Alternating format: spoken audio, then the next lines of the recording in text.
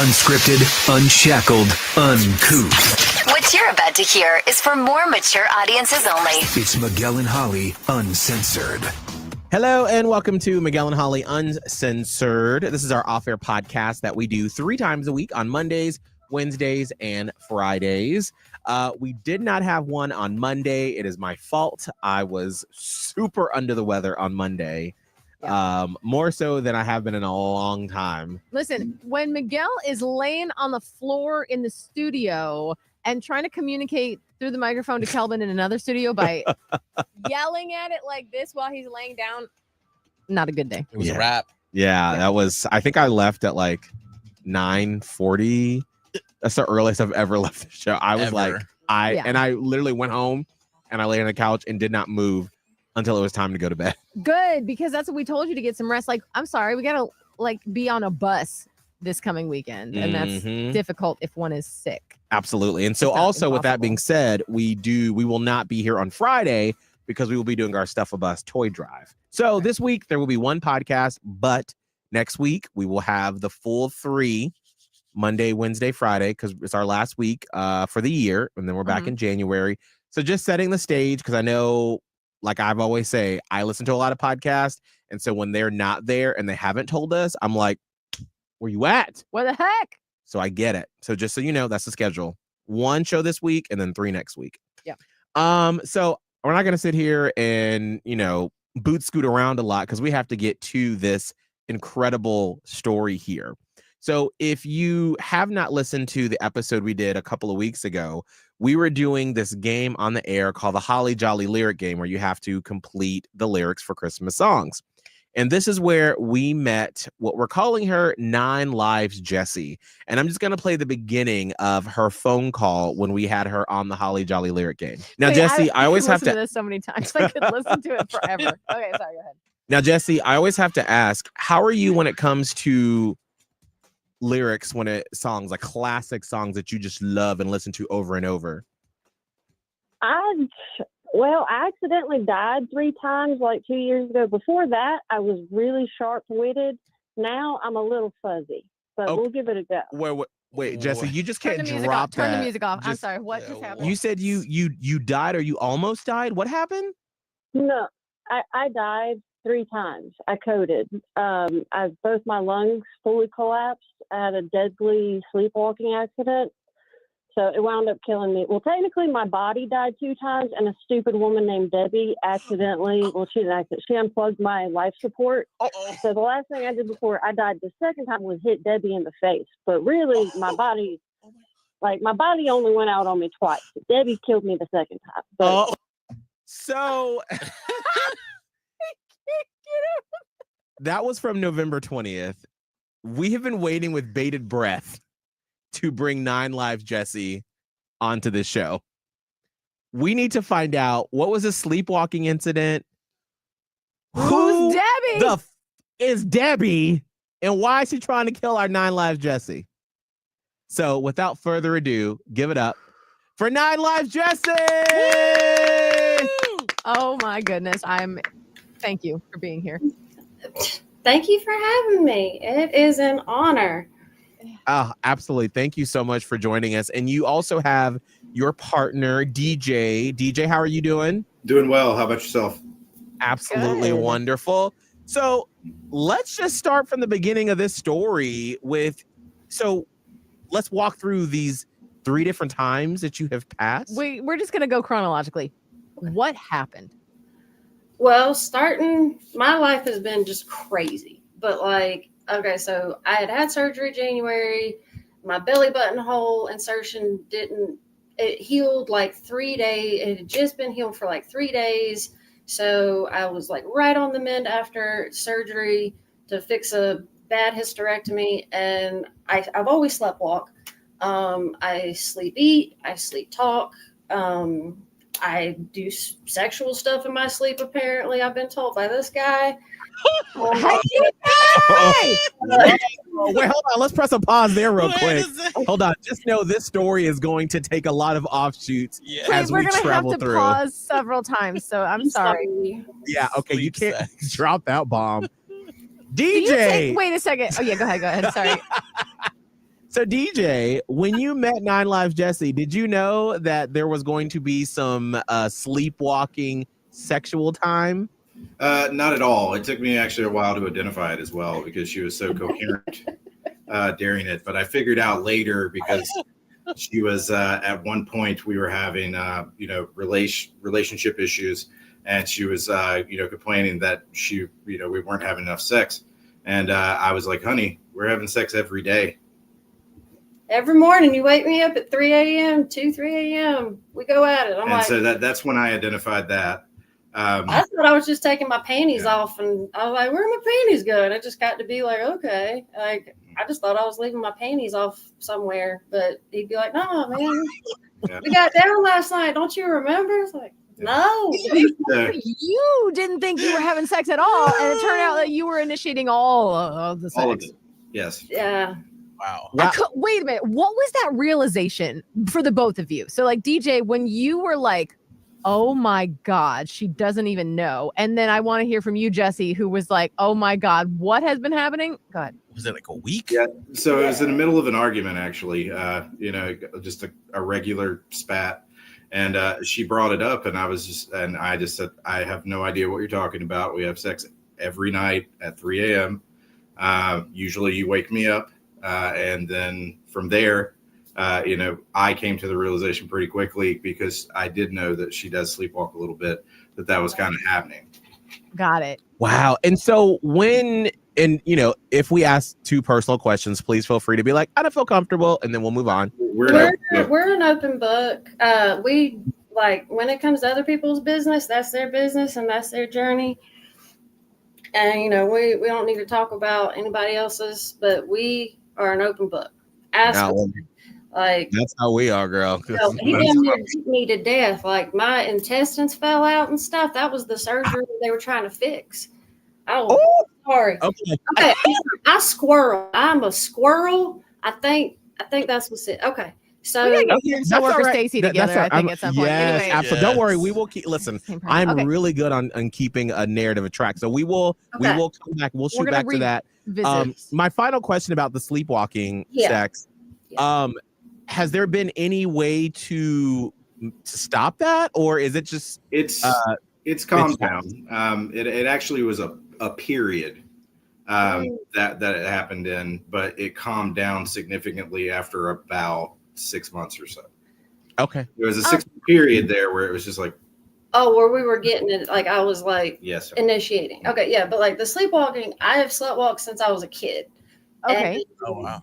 I would wake up with like a plate, stuck to my face where like I'd passed out eating something with ranch. Or one time I woke up on a roof. One time I woke up in a dog house with a pit bull I'd never met, staying at a friend's house. Oh my but the worst it ever got was the path from my bed to the bathroom and the house I grew up. Wherever I lived, I'll take that same path wherever it is, and I'll piss.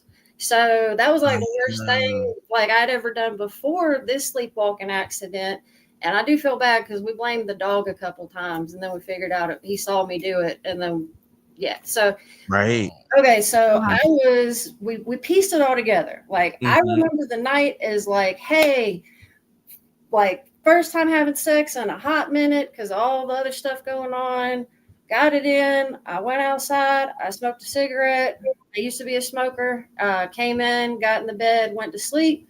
And then the next thing I know, I'm at the kitchen table coughing and can't breathe. And it smells like gasoline in the house. Come to find out, we've got this cupboard, and it opens like a fridge. And in the bottom left, we had tiki torch fluid. And in our fridge, when you opened it, at that time, I just got another jug of apple juice. And so, and it was in the bottom left-hand side. So I had poured myself a cup of tiki torch fluid. I drank it, aspirated it, and it turned it into a gas, which fully, both my lungs fully collapsed. And he took me to the hospital. Well, I took you to the emergency room first. Yeah, he took me to the emergency room, and then they sent me by ambulance to a ICU in Charlotte, and then they had me like on this machine, like trying to, it was like, other things like if you if somebody was going like 100 miles an hour and you put your head out the window and was like, that was like the air being shot trying to like, you know, but wound out like my lungs couldn't do it. And they had to put me on life support, but they paralyzed me. They said it was the only time that like they couldn't like put someone under. Like, I think he told him, the doctor said something about like I had more drugs than everybody on the floor put together. And I was still like just hitting, biting. Cause I mean, somebody shoving a tube down your throat, you know, it's like, no, get off of me. And the drugs weren't working. The sedatives and stuff or the anesthesia, I guess. Didn't work. She needed to be paralyzed so she didn't bite through the tube. And I quit punching people. And that's not, and Debbie's a totally different, I'll get to Debbie. But Debbie and Michelle, hold on a second. No, we don't know we gonna that get yet. to Debbie. We'll get to that. So they paralyzed me. So it was kind of like how people describe like sleep paralysis. Like I could feel everything. I couldn't move. I was not in a coma. They could not put me under. Like I was so scared. I didn't know what was going on. And I was just I was drugged up, but it wasn't enough. You were awake. I was awake. Yeah, I was fully awake. So they're intubating you while you're awake and paralyzed so that they can help you to breathe. Yes. What then? So they paralyzed. Yeah, I had the tubes put in. I was on full life support. They had a feeding tube. They put a drain tube. I sent Kelvin a picture of me on life support, you know, with my with the nurse, Nurse Gretchen. Like she was just my angel through everything. But let's see. I'm a little fuzzy as far as timeline. Like it felt like forever. Like I remember being intubated, could feel everything. It hurt. And then being in the hospital and like not being able to talk or anything. And like they put mitts on you so you don't pull tubes out because I was awake. So, you know, like I would, you know, we did blink once for yes, twice for no. Or I'm dyslexic. It was once for no, twice for yes. Yes. Yeah. And so we did a blinking system, and then I would like promise, you know, I would do like to start, you know, doing my hand, and then they'd be like, you know, are you wanting to write? And it's like, yes. You know, like, you promise not to pull the tubes out? Yes. You know, and then they would take my mitt off, and I couldn't see, and I would have like, I got good at it. I mean, all right. But like, I was able to write what I was trying to communicate. And then, yeah, I think I was on life support for like 5 days before I died. She was on full life support for 7 days, completely paralyzed and out of it. That time, there was 5 days where they were having me call family in. She coded twice during that time. And is that the two times that she died, or is that separate? That's two that she died. Yeah. That's so during that 7 day time, she technically died twice. Yes. Because she died while they were doing the tubes. So she was that's why that. And then they paralyzed her. Yeah, that's the one. And then the second time she coded, she was fully on full life support. And then once you know, we were going through that time period, I was writing letters to my child and my other children, trying to figure out you know, how to tell them, you know, things like that. I was calling family members, letting them know where we were going. I had her brother go in to see her. You know, all kinds of different things are going through my mind at that point. I'm there every day making decisions. They were going to pull her off on the 7th day. And if she, you know, they were going to pull her off. They were trying to take off the paralytic and the stuff sooner to save her from having brain damage and to save her from being completely brain dead. But I left her on the machine for about 4 more days. Thank God, my brother was going to kill me. Yeah, but you know, and then they were going to take off that at that point, and then if she was brain dead, I would have a choice. Yeah. This is during this time that I had to make, but we'll get through the timeline. But yeah, very rough time. as far as that goes. Absolutely. Also, keep in mind, in between that period of time, in between the period of time where she's being taken. Oh Oh no! They're no! No! Get them back on immediately. oh my Please, gosh! What God. happened there? We lost their connection. Like Hopefully, they'll. someone unplugged that. Oh, Golly, it's Wow. too soon. No, is it? no! She has a good Too much. spirit about It it. does. This wait. is wild. Oh, they're back. Oh, here we go. Thank God. Wait. Go back. Okay, I'm there so we go. Sorry, we lost you. We lost you. So yeah, just booted us. Yeah. Sorry. But to Okay. pick up on that, I was on. She was in. Okay, she was transported to the hospital, and I was with her in the room for a day, and then I came home to get some, supplies because they said they were moving her to the ICU.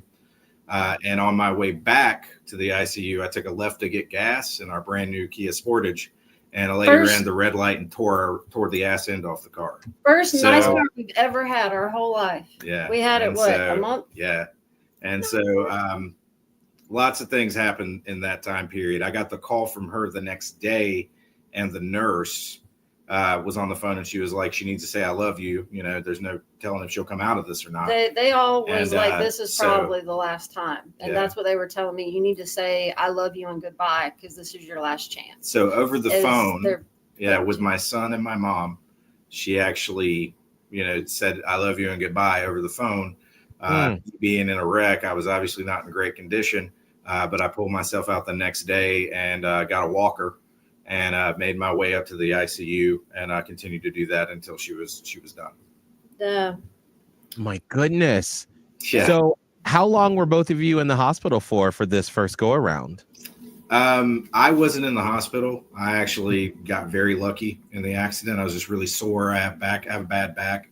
So I was having back spasms and things like that, but I needed to get to my wife and I needed to make decisions. So we're partner. And then I went to the, so I had to get there. And so really I couldn't stay in the bed too long, relax or do anything. I had to fight through all that pain and get to her. That's what I did. But we were blessed that your mom was able to help, and my mom's dead. But my real good friend, my mama bear, Diane, she helped a lot, and they were taking over my homeschooling of our youngest During COVID, obviously. Yeah. But yeah, we were really blessed, and even with the car accident, apparently those parts are melting. And so they're not even a good car anyways, but we were incredibly blessed that William, our youngest, wasn't with him because the car seat was completely crushed. It would have absolutely without a doubt killed our kid. He was How not. many kids do you have, by the way? Well, so that's why I hesitated on the radio. So I remember. biologically, he just turned 10. We have a 10-year-old son. And then from his first marriage, my bonus kids, we have a 19 and a 20-year-old. The 19 and the 10-year-old live with us. The 20-year-old lives in Charlotte with his ex-wife. And so that's why I kind of hesitated but there's only two in the Got it. It's a beautiful blending of families. Yeah. I have that going on myself. Got it. Okay. Mhm. So, all right. So we're dealing with was 3 times you passed away in this dealing from this issue with drinking the fluid. And so how long were you totally in the hospital for? like a month and a half, I think. Okay. It was, yeah. And then I was like doing they thought I was going to need like 3 to 6 months of rehab. And I was determined, like, I wanted out of there. And I was doing whenever I came off the life support and everything, like I had total muscle atrophy. Like they finally moved me and stuff. And then they were like, try to lift your leg. And it was just like, what the fuck? Like looking at it. And it's like, why aren't you moving? And couldn't move anything. So I was laying in bed for hours, Kill Bill, when she's Uma Thurman's in the pussy wagon, wiggle your big toe. Like that's what was going through my mind. Like, bitch, get that big toe going. The next thing is, okay, I got the foot. All right. And I'm just of of making sure like I wanted to get home to my family. Mhm. But yeah, like whenever they intubated me and I was paralyzed and all that, like there was a like blackout moment, and then like my next memory begins. That was the first time I died.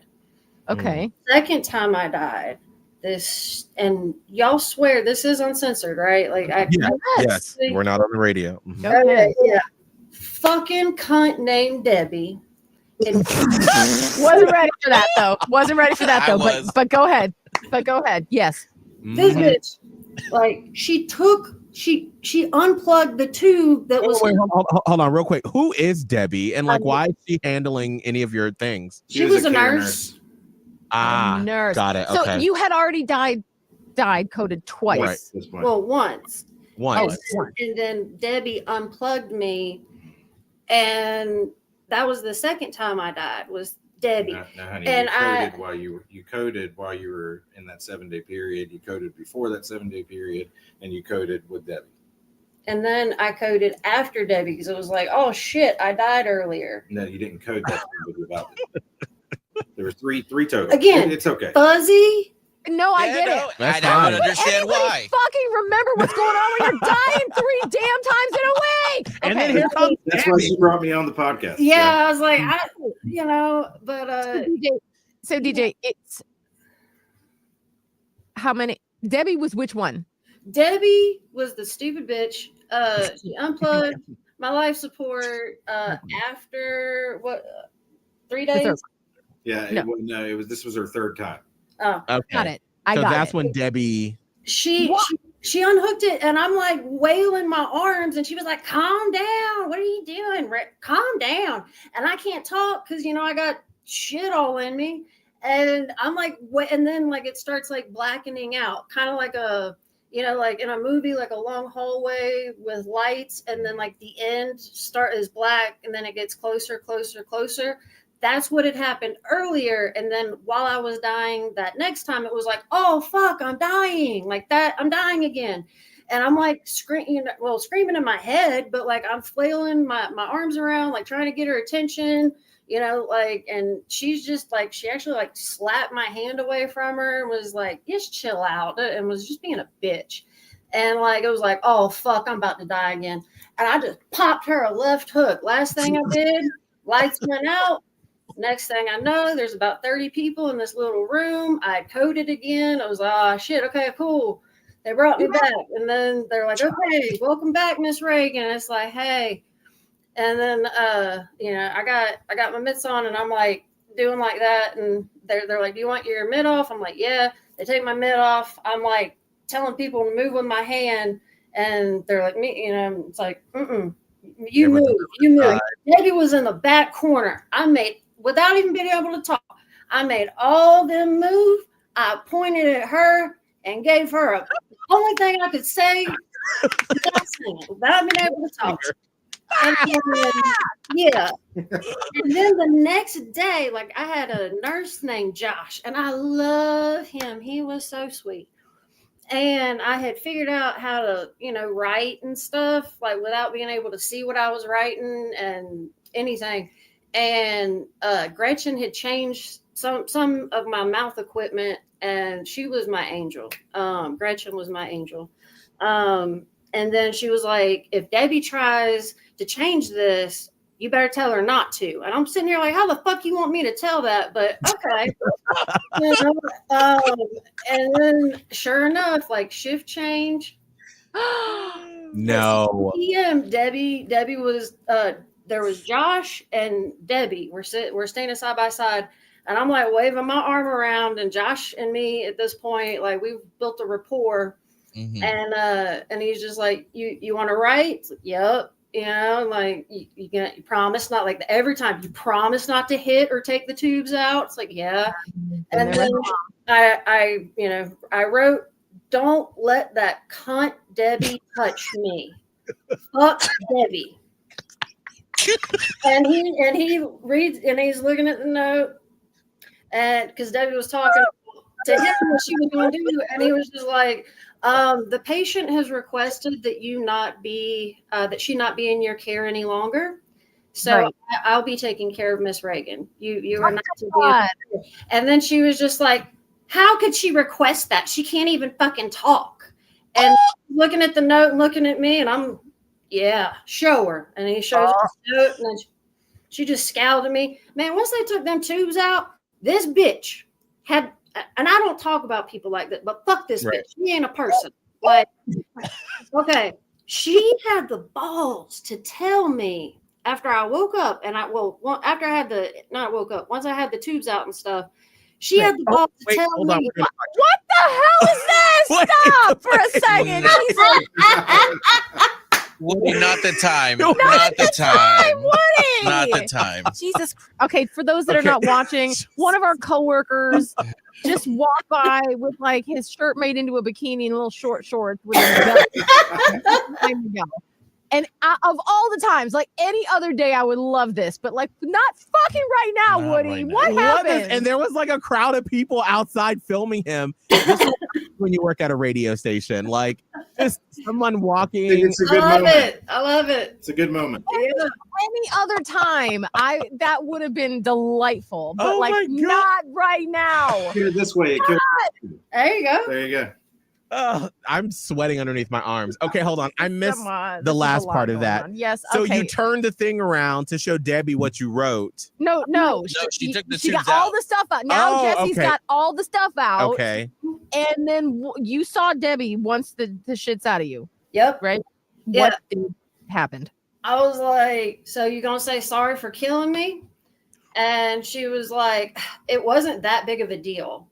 And I was like, bitch, scuffing my car with a cart ain't a big deal. You stepping on my shoes ain't a big deal.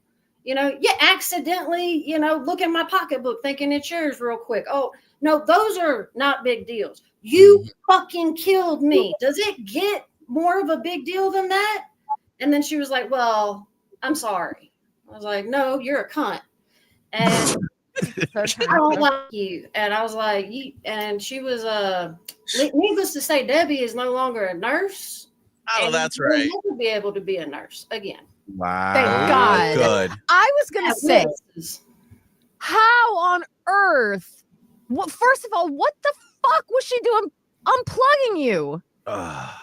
We think that was an accident, but I Like don't she think- thought it was like okay, like this dumb bitch thought it was okay, like that. Oh, this As is you're something I need to do. Waving your arms and Yeah. like what she should have done is recognize what was happening. That's the first thing.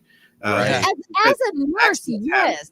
Accidents happen, but You would think. in the ICU, accidents aren't good. And Right. so Can't happen. when Was she she leaned younger? over or something and unplugged something that cut off her air and cut off her machine. She took it out. And so when that happened, Jess was trying to tell her, and then that's when she wasn't like paying attention or doing her job. I've seen some true crime stories about that. Like that, those are the type of things that hopefully she has not popped up. There's a whole podcast and series on Peacock called Dr. Death about people in the medical profession, that there are like rules and stuff that people live by in that field, where sometimes people can skate by because they don't want to disrespect. And so hopefully with you all getting her fired, that she has that permanent mark on her record, because that's not a mistake. Like you said, there are lots of mistakes you can make, but to unplug someone like that, that's life or death. Yep. You're not good at your job, okay? Like, Literally. Yeah. Well, now she's doing something else because she ain't a nurse no more. Yeah. Was she a younger nurse or an older nurse? Older nurse. Like Interesting. old, Yeah. bitter, retired. Should have known been better retired. nurse. Yeah. Should have Wow. paid attention type of nurse. She was well burned out. Like she didn't want to be there. That was very obvious. Yeah. Even Well, we have been through a journey. So this was all during the pandemic. yes. Now, how are you now? I mean, I would say going from them telling him, to make my funeral arrangements right. to now, and by that standpoint, I'm doing fan-fucking-tastic. I would say, here you sit. I can talk. I mean, I got a lot of shit to say apparently. I And mean, I gotta wear oxygen. I'm missing like a third of my lung. She's on disability. I'm disabled. I'm not able to be a massage therapist, which was my passion. Mm. But I also needed to slow down because I own my own business and I was working myself into the ground. So I think I'm pretty stubborn. So, I mean, it would take, dying 3 times for me to be like, all right, hold the fuck up. I need to reevaluate what I'm doing. Sit down. And I had plenty of time thinking, like, because I was awake and I couldn't move and I couldn't talk and I couldn't express or do anything. And it was just like, all I could think about was all my mistakes, my regrets, wanting more time with my kids. And it was just like, why did I put my career, over my family in certain situations? And just, it completely changed my perspective on how to be a good parent. Like, I thought I had to be the best at my career to show them what a driven and ambitious person does. And I needed to be an example for them. But really, I mean, I was thinking I've had guns pointed at, I've had all kinds of weird, fucked up shit happen. And never, ever before this did I ever think I'm not going, there's a chance I'm not going home. Like, I don't think I'm going to make it. And that's been like every other life or death event, I get through it, and this one was different. And I think in the long run, it's made me a better person and made me appreciate him, our family. Just, it's made me appreciate so much more. I love that. What an important message, especially as we're going into the holiday season when work is always tugging at us. Yeah. To get that one last thing in when it's like, no, this is the holidays. We're supposed to be enjoying our family. Yes. And no matter what business calls your business a family, they're fucking not. Right. What I love about iHeart is that they use the word team. Right. Other places that we have worked in the past called it a family. And it's not because if you die, they just replace you and keep on moving. If you die and your that is irreplaceable and your family is damaged forever. So I'm sure your kids, Jessie, are just so thankful that you are still here. And I, as a parent myself, it's not obviously something we think about all the time. Like, oh, you just go about your day-to-day life. But when something like that, like such a trauma happens and you've been through such a tragedy, it really puts things in such harsh perspective about what's important. It really does. So you sharing that message, I think, probably has impacted several people today in a good way. I hope so. I felt like, and I don't push politics, religion on anybody, but, we, in dying, I feel much more connected with our creator. I was hours away from them talking about possibly pulling the plug. He blessed water and made crosses on all over my body and where I was hurt, and sprinkled water. And even I think I was in a coma for 3 or 4 days out of all of it. You were in a coma for 7 days. They told me the next day they were going to not pull the plug. They told me they were going to pull the respirator, and then you would either be brain dead or you would die. And so I went in, I blessed a bottle of water, went up, said a prayer over it, and went up and rubbed the water on her chest and hurt areas. And 12 hours later, she was awake. Before we end the podcast today, he's back. Woody's back. After all this, we need to get the lowdown on that. But anyway, I wanted to see a man dressed like that this morning. Right. Yeah. Listen, this is the radio station, so you never know what you're gonna see here. DJ, thank you so much for coming on with us and filling in the gaps for obviously the times that Jessie was incapacitated. Yeah. Right. Dead. But 9 Lives Jessie, before we let you go. Yeah. All of a sudden, I said, I would like to introduce you. There's someone in studio, and it was Debbie. Oh my God, Miguel. What would you say to Debbie if she was sitting right here? Miguel loves to do this. Yes, Shit. girl. He Let her loves have it. Oh. Are there cameras? Yeah, Yeah. she's sitting right here next to me. No, she means, are there cameras to see what she's about to do? Oh, no. So you're still at home. So you're not in the same room with her. Yeah. She's just here with me, and you're still at home. But Oh, so I can't give her a right hook. All right. no, you can only address her verbally. Okay. Bet you won't kill nobody again, bitch. Bang, bang. Enough Bang, said. bang. Debbie. I don't know. Don't. I think she has said enough on Debbie. I don't think we need Miguel. Like, what else can you You possibly wanted say? an F bomb. No, I wanted that right there. That's The a C good word into this subject podcast. for, yeah. Thrice. 3 times. Yep. So this is triple X uncensored for Yes. sure. Oh. I am proud of you, Jessie. I Yeah. just thank you for sharing your story. It's difficult, I know. Well, and I think also too for people that have been through traumatic experiences, because everybody processes things differently. Yeah. But I think you can see if you're able to, once you have talked it out and you've processed it, being able to look back on it with a sense of humor, I think only helps, because people can also learn from that too. And like, if you're somebody that deals with sleepwalking and you just sort of laugh it off and you're like, oh, well, we just, I have sex with my partner and it's fun. But it could turn into a serious issue too if you don't get it dealt with. Real quick, is everything locked up now? Yes, I went and bought a cabinet, put all of the chemicals in the cabinet. I have 3 locks on it.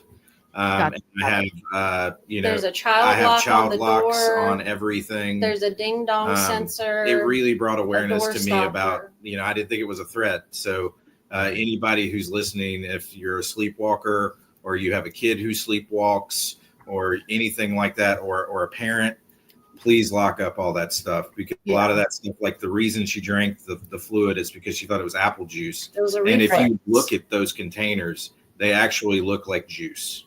So, Wow. it's It really was a tragic sleepwalking accident. Like, I Yeah. was like, how does that work? Oh, like, That's I it. got it.